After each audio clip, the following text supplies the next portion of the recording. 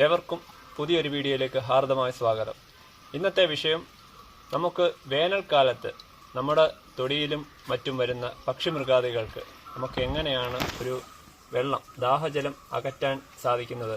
നമ്മുടെ നാട്ടിൻപുറങ്ങളിലും മറ്റുള്ള എല്ലാ സ്ഥലങ്ങളിലും പക്ഷിമൃഗാദികൾ എല്ലാം ഈ വേനൽക്കാലത്ത് ദാഹജലത്തിനായിട്ട് പരക്കം പായുകയാണ്.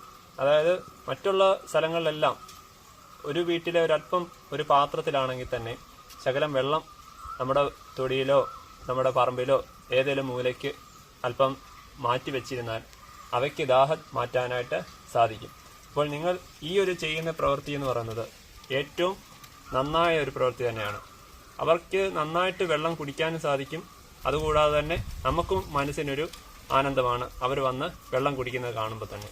ഇനി അത് മാത്രമല്ല, നിങ്ങൾക്ക് ആഹാരം കൊടുക്കാൻ സാധിക്കുമെങ്കിൽ അങ്ങനെയും ചെയ്യാൻ ശ്രമിക്കുക.